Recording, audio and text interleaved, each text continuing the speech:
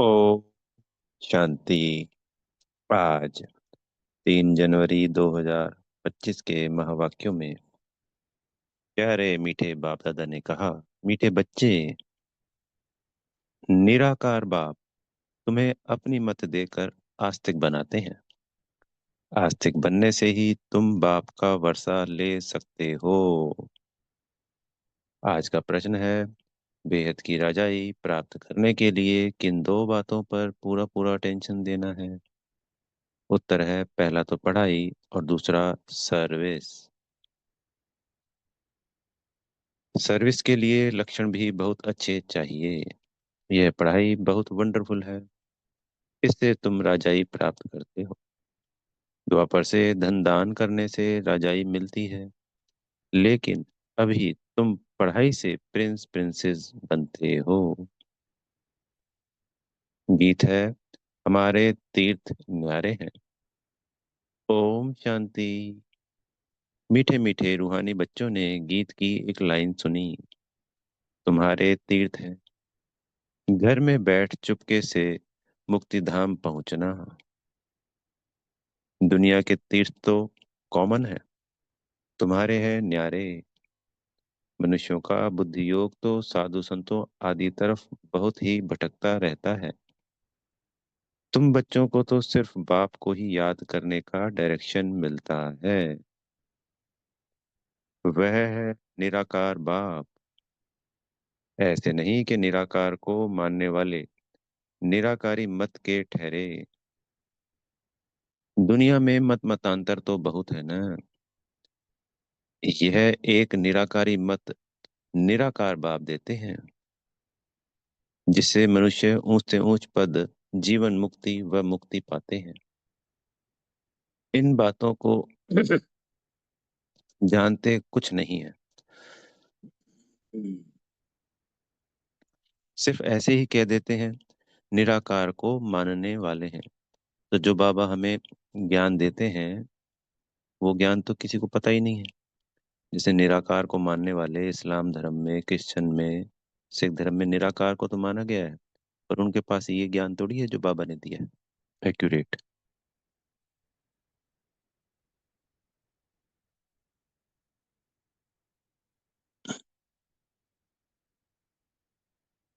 अनेक अनेक मतें हैं। सतयुग में होती है एक मत, कलयुग में है अनेक मत। अनेक धर्म है, लाखों करोड़ों मतें होंगी। घर घर में हर एक की अपनी मत। बिल्कुल राइट है। 5 सदस्य है, 5 मत है। यहाँ तुम बच्चों को एक ही बाप ऊंच से ऊंच मत देते हैं। तो यहाँ पे जब बाबा हमको एक मत देते हैं और सारा ब्राह्मण परिवार सिर्फ इस एक मत का ही पालन करता है, तो बहुत शक्तिशाली बन जाता है।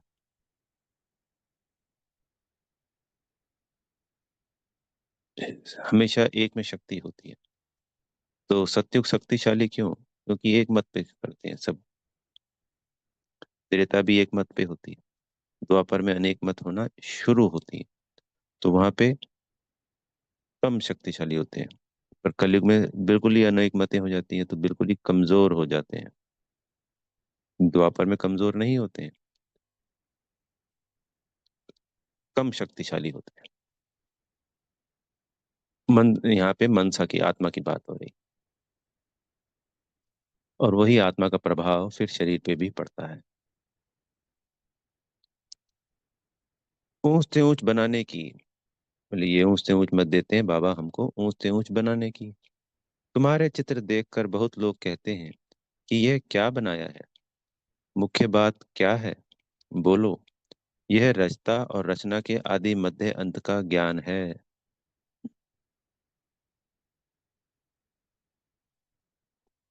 जिस ज्ञान से हम आस्तिक बनते हैं, आस्तिक बनने से बाप से वर्षा मिलता है। नास्तिक बनने से वर्षा गवाया है। अभी तुम बच्चों का धंधा ही यह है, नास्तिक को आस्तिक बनाना। यह परिचय तुमको मिला है बाप से। त्रिमूर्ति का चित्र तो बड़ा क्लियर है। ब्रह्मा द्वारा ब्राह्मण तो जरूर चाहिए ना।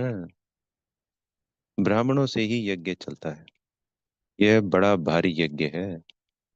पहले पहले तो यह समझाना होता है कि ऊंच से ऊंच है बाप। सभी आत्माएं भाई भाई ठहरी। सभी एक बाप को याद करते हैं। उनको बाप कहते हैं। वर्षा भी रचता बाप से ही मिलता है। रचना से तो मिल ना सके, इसलिए ईश्वर को सभी याद करते हैं।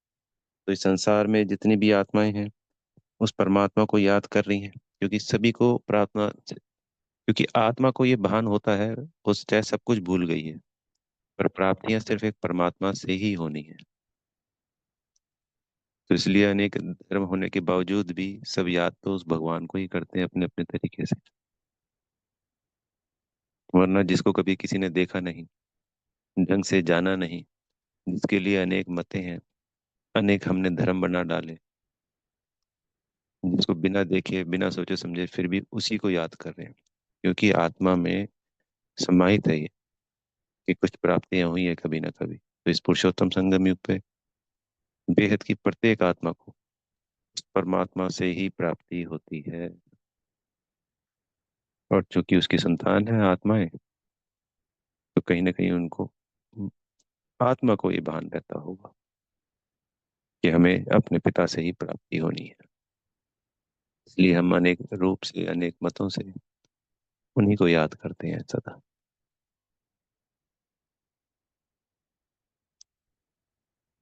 अब बाप है ही स्वर्ग का रचयिता, और भारत में ही आते हैं, आकर यह कार्य करते हैं।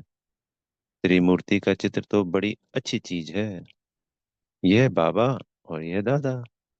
ब्रह्मा द्वारा बाबा सूर्यवंशी घराने की स्थापना कर रहे हैं। बाप कहते हैं, मुझे याद करो तो विक्रम विनाश हो। एम ऑब्जेक्ट पूरी है, इसलिए बाबा मेडल्स भी बनवाते हैं। बोलो, शॉर्ट में शॉर्ट दो अक्षर में आपको समझाते हैं। बाप से सेकंड में वर्षा मिलना चाहिए ना। बाप है ही स्वर्ग का रचयिता। यह मेडल्स तो बहुत अच्छी चीज है, परंतु बहुत देह अभिमानी बच्चे समझते नहीं है। इनमें सारा ज्ञान है, एक सेकंड का। बाबा भारत को ही आकर स्वर्ग बनाते हैं। नई दुनिया बाप ही स्थापन करते हैं। यह पुरुषोत्तम संगम युग भी गाया हुआ है। यह सारा ज्ञान बुद्धि में टपकना चाहिए। कोई का योग है तो फिर ज्ञान नहीं, धारणा नहीं होती। सर्विस करने वाले बच्चों को ज्ञान की धारणा अच्छी हो सकती है, क्योंकि सर्विस करने से जो ज्ञान है वो रिफाइन होता है, नए नए पॉइंट्स निकल के आते हैं। पहला तो ये हो गया। फिर जब हम सामने वाले को ज्ञान देते हैं, हमारे कुल की आत्मा है, निकल के आती है बाबा से, फिर वो अपना वर्षा लेती है, तो उसको बेहद खुशियां होती हैं। वो ऑटोमेटिकली दुआओं का काम करती हैं। तो ये दुआएं हमको आगे बढ़ने में मदद करती हैं। तो सेवा चाहे वो मनसा है, चाहे वाचा है, चाहे कर्मणा है, उनसे जो मिलने वाली दुआएं हैं वो हमको ज्ञान योग और धारणा में शक्तिशाली बनाती है, हमें मजबूती प्रदान करती है।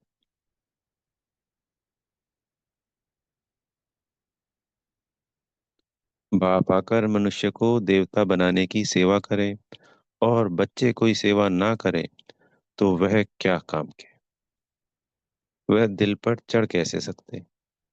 बाप कहते हैं, ड्रामा में मेरा पार्ट ही है रावण राज्य से सबको छुड़ाना। राम राज्य और रावण राज्य भारत में ही गाया हुआ है। अब राम कौन है यह भी जानते नहीं, गाते भी हैं, पतित पावन, भक्तों का भगवान एक। तो पहले पहले जब कोई अंदर घुसे तो बाप का परिचय दो। बोले सेंटर पे घुसे, आदमी आदमी देखकर समझाना चाहिए। बेहद का बाप आते ही हैं बेहद के सुख का वर्षा देने। उनका अपना शरीर तो है नहीं, तो वर्षा कैसे देते हैं। खुद कहते हैं कि मैं इस ब्रह्मा तन से पढ़ाकर राजयोग सिखलाए यह पद प्राप्त कराता हूँ। इस मेडल में सेकंड की समझानी है, जो हम बैच लगाते हैं ना, वो मेडल।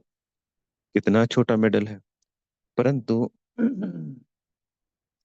समझाने वाले बड़े देही अभिमानी चाहिए। वह बहुत कम है। यह मेहनत कोई से पहुंचती नहीं है। इसलिए बाबा कहते हैं, चार्ट रख कर देखो, सारे दिन में हम कितना टाइम याद में रहते हैं। सारा दिन ऑफिस में काम करते याद में रहना है। कर्म तो करना ही है। यहाँ योग में बिठाकर कहते हैं, बाप को याद करो। उस समय कर्म तो करते नहीं हो। तुमको तो कर्म करते याद करना है।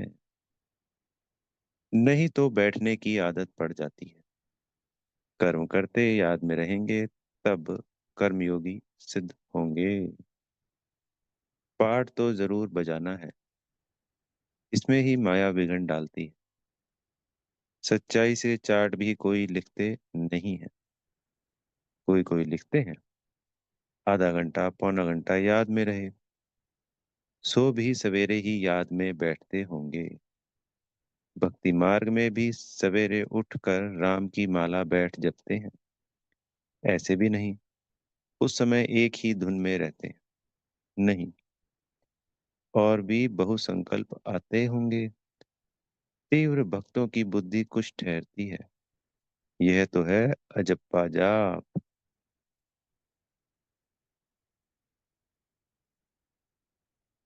नई बात है ना। गीता में भी मन मना भव अक्षर है। परंतु श्री कृष्ण का नाम देने से श्री कृष्ण को याद कर लेते, कुछ भी समझते नहीं। मेडल साथ में जरूर हो। बोलो, बाप ब्रह्मा तन से बैठ समझाते हैं। हम उस बाप से प्रीत रखते हैं। मनुष्यों को तो ना आत्मा का न परमात्मा का ज्ञान है। सिवाय बाप के यह ज्ञान कोई दे ना सके। यह त्रिमूर्ति शिव सबसे मुख्य है, बाप और वर्षा। इस चक्र को समझना तो बहुत सहज है। प्रदर्शनी से भी प्रजा तो लाखों बनती रहती है ना। राजाएं थोड़े होते हैं, उन्हों की प्रजा तो करोड़ों की अंदाज में होती है। प्रजा ढेर बनती है, बाकी राजा बनाने लिए पुरुषार्थ करना पड़े। जो जास्ती सर्विस करते हैं वे जरूर उच्च पद पाएंगे। कई बच्चों को सर्विस का बहुत शौक है। कहते हैं नौकरी छोड़ दें, खाने लिए तो है ही। बाबा का बन गए तो शिव बाबा की ही परवरिश लेंगे। परंतु बाबा कहते हैं, मैंने वानप्रस्थ में प्रवेश किया है ना। माताएं भी जवान है तो घर में रहते दोनों सर्विस करनी है। बाबा हर एक की सरकमस्टांस को देख कर राय देते हैं। शादी आदि के लिए अगर अलाउ ना करे तो हंगामा हो जाए, इसलिए हर एक का हिसाब किताब देख राय देते। तो किसी बच्चे को तो शादी के लिए मना कर देते थे, और किसी को कह देते कि भाई गंधर्व विवाह कर लीजिए। तो ऐसे कई गंधर्व विवाह हुए। तात्पर्य शादी करके सदा पवित्र रहे। ऐसे गंधर्वी विवाह भी करवाए बाबा ने, क्योंकि परिवार ये कहते थे कि भाई ज्ञान में तब चलेंगे जब शादी हो जाए, वरना वो तैयार नहीं थे। और भी कई सर्कमस्टांसेस होते हैं। तो एक ही बात पे, जैसे एक बीमारी होती है पर डॉक्टर दो अलग अलग आदमियों को अलग अलग दवाई देते हैं, तो उसके सर्कमस्टांस के अनुसार दी जाती है ना। वैसे ही बाबा भी एक ही, दिखने में सबके लग रहा है कि इन दोनों की तो एक ही बात है, प्रॉब्लम। बाबा राय अलग अलग देंगे, उनकी परिस्थितियों सर्कमस्टांस के साथ।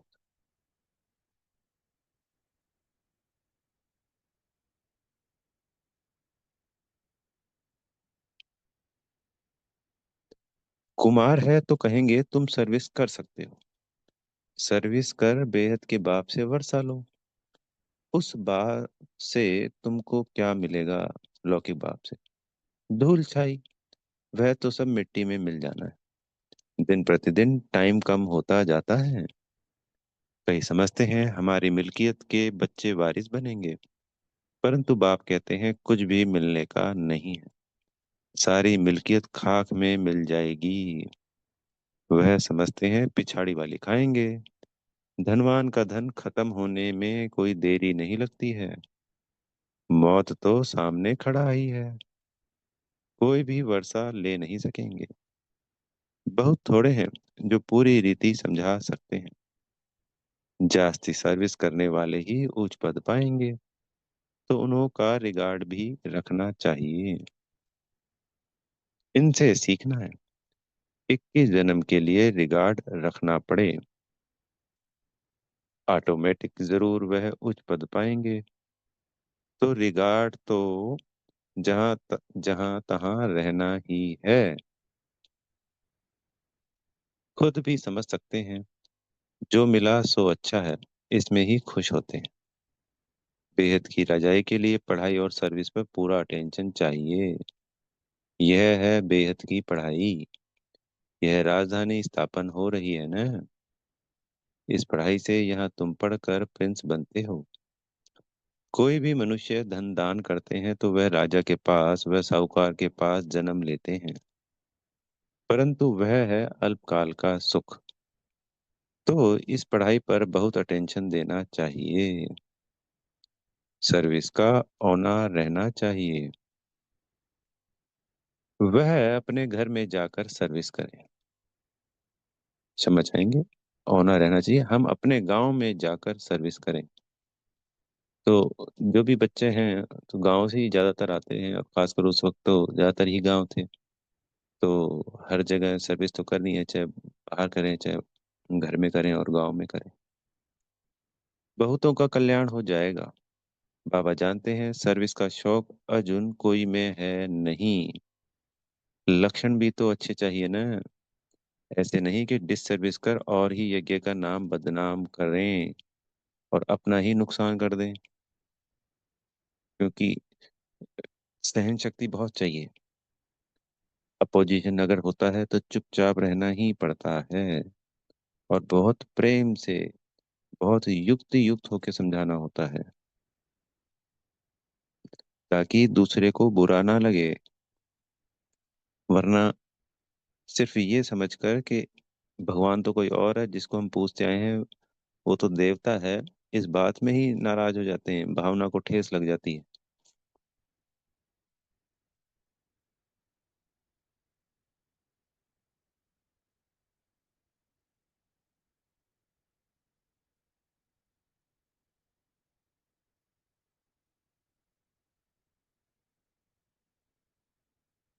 बाबा तो हर बात के लिए अच्छी रीति समझाते हैं।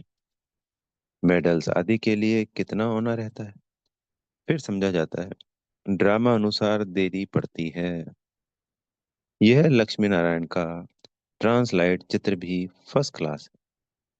परंतु बच्चों पर आज बृहस्पति की दशा तो कल फिर राहु की दशा बैठ जाती है। ड्रामा में साक्षी हो पाठ देखना होता है। तो जैसे छोड़ के चले गए, या यज्ञ में डिस सर्विस करने लग गए, फिर बाबा कह रहे हैं साक्षी होके पाठ देखना पड़ता है। उच्च पद पाने वाले बहुत कम होते हैं। हो सकता है ग्रहचारी उतर जाए। ग्रहचारी उतरती है तो फिर जंप कर लेते हैं। पुरुषार्थ कर अपना जीवन बनाना चाहिए। कई वापस आ जाते हैं, और फिर कईयों की मान लो डिस सर्विस कर रहे थे तो बुद्धि परिवर्तित हो जाती है। कोई तीर लग जाता है ज्ञान का या कोई बात का, और समझ में आ जाती है कि हम गलती कर रहे हैं। सबसे बड़ी बात है सेल्फ रियलाइजेशन करना।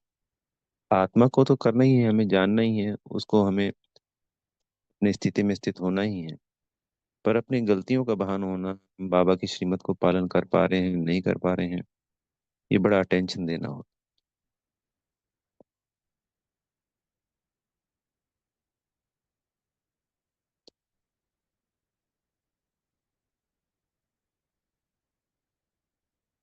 पुरुषार्थ कर अपना जीवन बनाना चाहिए, नहीं तो कल कल्पांतर के लिए सत्यानाश हो जाएगी। समझेंगे कल पहले मौफिक ग्रहचारी आई है। श्रीमत पर नहीं चलेंगे तो पद भी नहीं मिलेगा।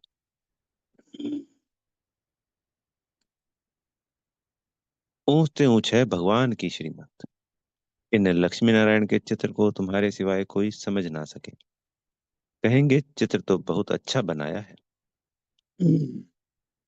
बस तुमको यह चित्र देखने से मूल वतन, सूक्ष्म वतन, स्थूल वतन, सारा सृष्टि का चक्र बुद्धि में आ जाएगा। तुम नॉलेजफुल बनते हो नंबरवार पुरुषार्थ अनुसार। बाबा को तो यह चित्र देखकर बहुत खुशी होती है। स्टूडेंट को तो खुशी होनी चाहिए ना। हम पढ़कर यह बनते हैं। पढ़ाई से ही उच्च पद मिलता है। ऐसे नहीं कि जो भाग्य में होगा। पुरुषार्थ से ही प्रारब्ध मिलती है। पुरुषार्थ कराने वाला बाप मिला है। उनकी श्रीमत पर नहीं चलेंगे तो बुरी गति होगी। पहले पहले तो कोई को इस मेडल पर ही समझाओ। फिर जो लायक होंगे वह झट कहेंगे हमको यह मिल सकते हैं। हाँ, क्यों नहीं। इस धर्म का जो होगा उसको तीर लग जाएगा। उसका कल्याण हो सकता है। बाप तो सेकंड में हथेली पर बहिष्ठ देते हैं। इसमें तो बहुत खुशी रहनी चाहिए। तुम शिव के भक्तों को यह ज्ञान दो। बोलो शिव बाबा कहते हैं मुझे याद करो तो राजाओं का राजा बन जाएंगे। बस सारा दिन यह सर्विस करो। खास बनारस में शिव के मंदिर तो बहुत हैं। वहाँ अच्छी सर्विस हो सकती है। कोई ना कोई निकलेंगे। बहुत इजी सर्विस। कोई करके देखो। खाना तो मिलेगा ही। सर्विस करके देखो। सेंटर तो वहाँ है ही। सवेरे जाओ मंदिर में, रात को लौट आओ। सेंटर बना दो। सबसे जास्ती तुम शिव के मंदिर में सर्विस कर सकते हो क्योंकि परमात्मा शिव का दिया हुआ ज्ञान है। और बनारस तो है ही मुख्य शिव का। शिव काशी। शिव की नगरी कहते हैं। तो वहाँ तो जाकर आएंगे ही शिव के भक्त। ऊंच से ऊंच है ही शिव का मंदिर। बॉम्बे में बबूल नाथ का मंदिर है। सारा दिन वहां जाकर सर्विस कर बहुतों का कल्याण कर सकते हैं। यह मेडल ही है बस। ट्रायल करके देखो। बाबा कहते हैं यह मेडल्स लाख तो क्या 10 लाख बनाओ।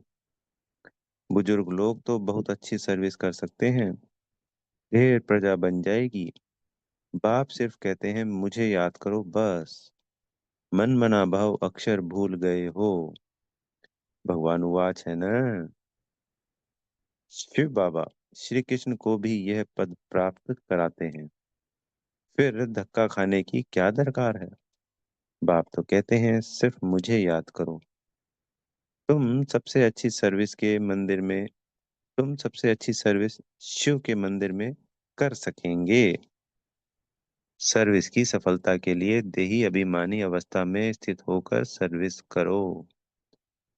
दिल साफ तो मुराद हासिल। बनारस के लिए बाबा तो खास राय देते हैं। वहाँ वानप्रस्थियों के आश्रम भी हैं। बोलो हम ब्रह्मा के बच्चे ब्राह्मण हैं। बाप ब्रह्मा द्वारा कहते हैं मुझे याद करो तो विक्रम विनाश हो। और कोई उपाय नहीं है। सुबह से लेकर रात तक शिव के मंदिर में बैठ सर्विस करो। ट्राई करके देखो। तो आज बाबा हमें कह रहे हैं तो हमें शिव के मंदिर में जा करके सर्विस करनी चाहिए।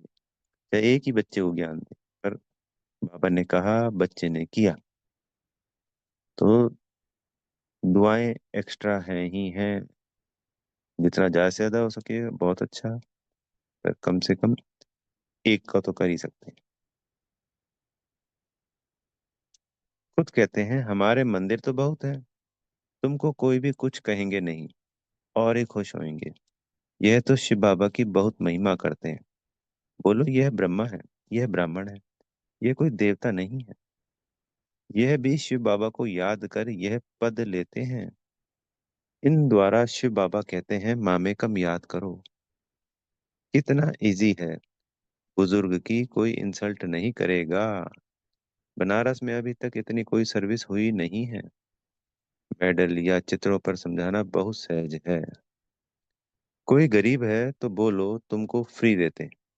साहूकार है तो बोलो तुम देंगे तो बहुतों के कल्याण के लिए और भी छपा लेंगे, तो तुम्हारा भी कल्याण हो जाएगा। यह तुम्हारा धंधा सबसे तीखा हो जाएगा। कोई ट्रायल करके देखो। तो जरूर ट्राई करना है आज, मंदिर में जाके, शिव के मंदिर में, कहीं पे भी। बनारस नहीं, जो बनारस के बच्चे होंगे वो तो जा सकते हैं वहाँ। अच्छा, मीठे मीठे सिकी लदे बच्चों प्रति माता पिता बाप दादा का याद प्यार और गुड मॉर्निंग। रूहानी बाप की रूहानी बच्चों को नमस्ते। हम रूहानी बच्चों की प्यारे मीठे मेरे रूहानी माता पिता बाप दादाजी को याद प्यार गुड मॉर्निंग और नमस्ते। धारणा के लिए मुख्य सार में पहला पॉइंट, ज्ञान को जीवन में धारण कर फिर सर्विस करनी है। जो जास्ती सर्विस करते हैं, अच्छे लक्षण हैं, उनका रिगार्ड भी जरूर रखना है। दूसरा, कर्म करते याद में रहने की आदत डालनी है। सर्विस की सफलता के लिए अपनी अवस्था देही अभिमानी बनानी है, दिल साफ रखनी है। सतगुरु जी से वरदान मिल रहा है, स्वयं में समाएंगे। सर्व समस्याओं की विदाई का समारोह मनाने वाले समाधान स्वरूप भव। समाधान स्वरूप आत्माओं की माला तब तैयार होगी जब आप अपनी संपूर्ण स्थिति में स्थित होंगे। संपूर्ण स्थिति में समस्याएं बचपन का खेल अनुभव होती हैं, अर्थात समाप्त हो जाती हैं। जैसे ब्रह्मा बाप के सामने यदि कोई बच्चा समस्या लेकर आता था, तो समस्या की बातें बोलने की हिम्मत भी नहीं होती थी। वह बातें ही भूल जाती थी। ऐसे आप बच्चे भी समाधान स्वरूप बनो, तो आधा कल्प के लिए समस्याओं का विदाई समारोह हो जाए। विश्व की समस्याओं का समाधान ही परिवर्तन है। तो विश्व की सभी समस्याएं जब विनाश में समाप्त होंगी, तो वो परिवर्तन भी हो गया, समस्याओं का समाधान भी हो गया। और अगले 2500 सालों तक पूरा विश्व और हर एक आत्मा, चाहे वो सतयुग में है यानी जीवन मुक्ति में है, और चाहे वो परम धाम में है, सर्व समस्याओं से मुक्त हो जाती हैं। तो बाबा हमारे द्वारा कितनी बड़ी सेवा करवा देते हैं। स्लोगन है आज का, जो सदा ज्ञान का सिमरन करते हैं वह माया के आकर्षण से बच जाते हैं। तो आज जो शक्तिशाली सेवा करनी है उसमें है, अपने शक्तिशाली मनसा द्वारा प्रकाश देने की सेवा करो। अपने डबल लाइट फरिश्ता स्वरूप में स्थित हो। साक्षी बन सब पाठ देखते सकाश अर्थात सहयोग दो, क्योंकि आप सर्व के कल्याण के निमित्त हो। यह सकाश देना ही निभाना है, लेकिन ऊंची स्टेज पर स्थित होकर सकाश दो। वाणी की सेवा के साथ साथ मनसा शुभ भावनाओं की वृत्ति द्वारा सकाश देने की सेवा करो। तो उम्मीद है हम रोज अब एक्स्ट्रा, ये तपस्या मास चल रहा है और ये सेवा कर रहे हैं, तो मनसा सेवा जरूर करनी है। नुमा शाम ये सेवा करते ही हैं, उसके अलावा दिन में भी कर सकते हैं हम, कभी भी जब हमें मौका समय मिलता है। अच्छा, ओम शांति। बेहद का धन्यवाद मेरे प्यारे मीठे माता पिता बादल जी का, और आप सभी आत्मा भाइयों का बेहद की शुभकामनाएं। ओम शांति।